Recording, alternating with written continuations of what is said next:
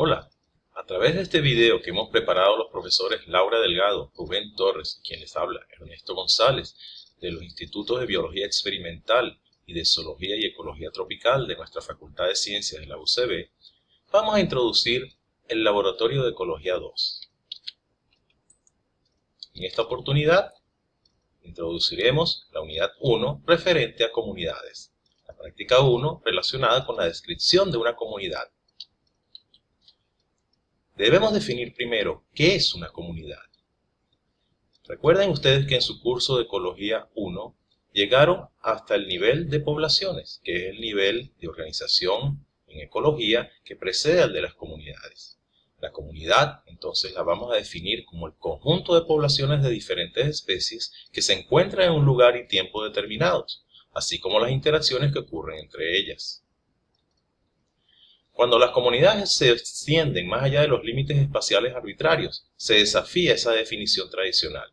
Por ejemplo, si contamos las migraciones de aves, las salamandras que completan su desarrollo larval en pozos y riachuelos, pero siguen su vida adulta fuera del agua, en árboles por ejemplo, estamos desafiando esa definición sobre un lugar en particular.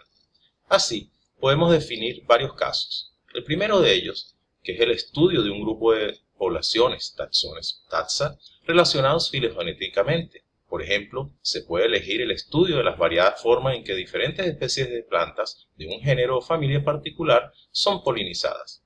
Entonces, un ensamble es un grupo relacionado taxonómicamente que está presente en una misma área geográfica, como lo ven en este diagrama de Faust y colaboradores de 1996. El siguiente caso, el caso B, cuando los grupos de poblaciones están delineados primariamente por la geografía.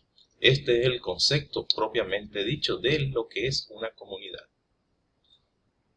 El caso C, a veces el estudio se enfoca en un grupo de poblaciones que usan determinados recursos de la misma manera. Esto es lo que se denomina gremio. ¿Cómo vamos a detectar y delimitar las comunidades? Hasta ahora han surgido dos escuelas opuestas acerca de la naturaleza de las comunidades. La primera de ellas, la hipótesis organísmica, que es la comunidad como un superorganismo, fue propuesta por Clements y Tansley, y las comunidades son integradas con límites definidos, comunidades naturales. La comunidad es un superorganismo que posee características propias y complementarias de sus componentes individuales y poblacionales y funciona como una unidad mediante transformaciones metabólicas acopladas.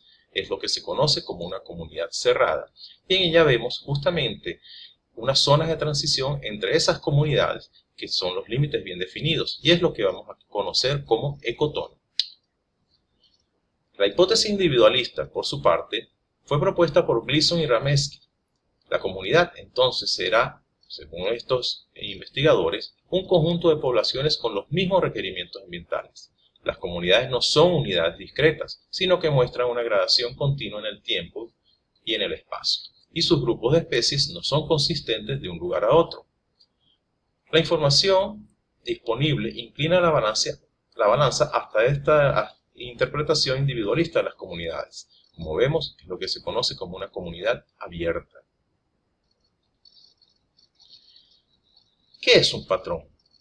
Las relaciones o asociaciones entre el medio físico y la cobertura vegetal son muy evidentes y en muchos tipos de ambientes se presentan con una regularidad predecible. Estas regularidades constituyen patrones ecológicos. Vamos a ver los patrones básicos. Sería el patrón aleatorio, que sería el caso A. Las especies se están distribuyendo de manera aleatoria en un lugar determinado. Tenemos también el patrón de distribución uniforme, que es el caso B, y el caso C es el caso agregado, patrón agregado. Vamos a ver algunos ejemplos. Esos patrones regulares en monocultivos, poblaciones y comunidades naturales, como los vemos acá, en los cultivos realizados por los humanos, vemos también los panales y vemos estas poblaciones de pingüinos. Tenemos también patrones agregados, como por ejemplo el de las plantas acuáticas en un lago, o la vegetación en el bosque, o los cardúmenes en las aguas de los mares. Hay factores que determinan las comunidades. El primero de ellos es la dispersión o propagación espacial de las especies. Aquí, por ejemplo, vemos cómo el mosquito Aedes aegypti, aquel que produce enfermedades como el dengue, el zika, chikungunya, está distribuido básicamente en zonas tropicales y subtropicales. Está también la interacción con el medio físico, como en el caso que vemos aquí ilustrado, donde los árboles les sirven de sustento a las bromelias y a las orquídeas. O la interacción con el ambiente biótico, por ejemplo, la competencia y la depredación, como la imagen que vemos en la figura. ¿Cuáles son los atributos de la comunidad? La comunidad va a tener los mismos atributos que se han visto ya en los niveles organizacionales inmediatamente inferiores, pero también va a tener sus propios atributos, o los conocidos como atributos emergentes, que solo aparecen en este nivel. Algunos de los atributos emergentes del nivel de organización, comunidad, son la estructura trófica, sucesión, relaciones interespecíficas, estructuras y formas de crecimiento, dominancia, estabilidad, diversidad, riqueza y equidad, abundancia relativa, distribución espacial. Vamos a ver varios ejemplos en las próximas láminas. Vamos a empezar con las relaciones interespecíficas. Aquí vemos, por ejemplo, la depredación, que es una relación positiva para uno, negativa para el otro. La competencia, donde ambas especies tienen un costo por entrar en contacto directo o en competencia directa. Está el parasitismo, una relación positiva para una especie, negativa para el que es parasitado. El parasitoidismo, parásito de parásito, por ejemplo. Tenemos también el mutualismo, facultativo sin costo energético, donde tenemos la asociación es positiva para ambas especies, como las que vemos aquí en la primera parte, en la parte superior de la figura, donde hay protección de las especies en este caso, ante la anémona, y en este caso del ave, que se alimenta de los parásitos. Entonces, esa asociación es positiva para ambos. Tenemos la que es obligatoria, que es el caso de la simbiosis, donde la asociación es positiva para ambas especies. Ambas salen beneficiadas. En este caso, los líquenes, donde están especies de hongos y especies de algas interactuando en beneficio de ambas para formar una comunidad. Tenemos también el comensalismo, el caso de la fauna acompañante de los tiburones. Comensalismo viene del latín cum mensa, que significa compartiendo la mesa. Está también la situación del amensalismo, donde una especie no se beneficia, pero genera un efecto negativo sobre la otra, como los árboles grandes en el bosque que impiden la entrada de luz solar, o el hongo Penicillium roqueforti, que genera unas sustancias tóxicas impidiendo el crecimiento de otras sustancias alrededor de él. Otras interacciones serían los epibiontes, que son, como dice su palabra, epi sobre biontes sobre organismos biológicos. En este caso, las bromelias sobre organismos como los troncos, árboles. Tenemos también los epífitos, que serían los líquenes en este caso, al igual que estas bromelias. O epizoicos sobre organismos. Entonces, aquí en el caso de la anémona, sobre un cangrejo ermitaño. Sería epizoico. Y el epífito sería el líquen sobre un árbol o las bromelias sobre este tronco. Entonces, estos son casos de epibiosis. Tenemos también el caso de las ostras de mangle, Casastrea rhizóphora, animal sésil que vive sobre las raíces tipo zanco del mangle rojo Rhizóphora mangle. Este es un ejemplo de epifitismo. Otras interacciones serían la foresis o transporte, como lo ven. Aquí vemos al tiburón que va llevando a las rémoras. Aquí los ciripedios sobre las tortugas. Aquí vemos la anémona sobre un cangrejo ermitaño. Otras interacciones serían el camuflaje y mimetismo. Traten de distinguir acá el búho, aquí el gusano, aquí este pequeño insecto, aquí a una serpiente y aquí a esta oruga que tiene la forma de una culebra. Otras interacciones serían la facilitación, como el caso de los elefantes africanos, Loxodonta africana, que derriban los árboles.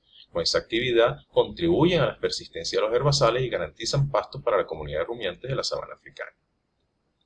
O el caso del raisamú, Sarcoramphus papa, que posee el pico más fuerte de las aves carroñeras de América y de este modo facilitan la posibilidad de alimentación de otras especies como el samuro negro, que tiene un pico más débil que este. El samuro negro es el Corallips atratus.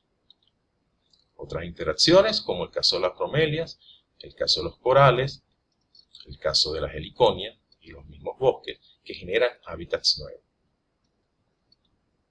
O el caso del castor americano, Castor canadensis, que después del Homo sapiens, los humanos, y quizás la otra especie que es capaz de modificar notablemente su hábitat a gran escala, construyendo grandes diques.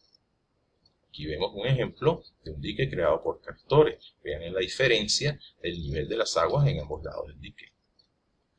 También tenemos el caso del daño que han provocado estos castores en Tierra del Fuego, entre Argentina y Chile, provocado por los castores, donde es una especie exótica, introducida, foránea o nativa. Se cree que han desaparecido más de 30.000 hectáreas de bosque a causa de los castores introducidos al extremo sur de Sudamérica, donde no tienen enemigos naturales que regulen sus poblaciones. Vamos a continuar con el concepto de nicho. El concepto de nicho guarda una estrecha relación con el principio de exclusión competitiva. El primero en usar el término fue Green en el 1917, visualizando el nicho como el rol funcional y la posición de un organismo en su comunidad, y que cada nicho está ocupado por una sola especie. Elton lo denominó la función de una especie en la comunidad, el estatus del organismo en la comunidad. El tratamiento más moderno, más influyente, es el de Hutchinson, quien trata el nicho de una manera más formal y lo define como el intervalo total de condiciones bajo el cual el individuo o la población vive y se reemplaza a sí mismo.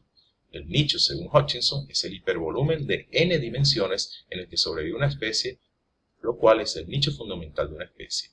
Aquí en este esquema podemos ver el nicho de una especie de ave. Tenemos que esas aves, una especie de aves, puede tener una temperatura y una humedad, la cual es óptima, hay una disponibilidad de alimento, hay un intervalo de tipo de vegetación y un sitio de reposo y nidificación. La unión de todos esos ejes, esos parámetros, sería lo que se señala en rojo y sería el nicho ecológico de la especie de ave dada. Odum simplificó el concepto de nicho y el de hábitat. Hábitat sería la dirección del organismo en la comunidad y el nicho sería la profesión. Whittaker y colaboradores propusieron las siguientes definiciones. El nicho, que es la función de un organismo en la comunidad, el hábitat, los diversos ambientes en que está presente una especie, en esencia, que es el concepto de distribución, y Pianka, en 1978, lo define como la suma total de adaptaciones de una unidad organísmica. Vemos entonces que hay tres ejes: el espacio, el tiempo y los recursos. Así, hemos concluido esta primera parte de la práctica de comunidades.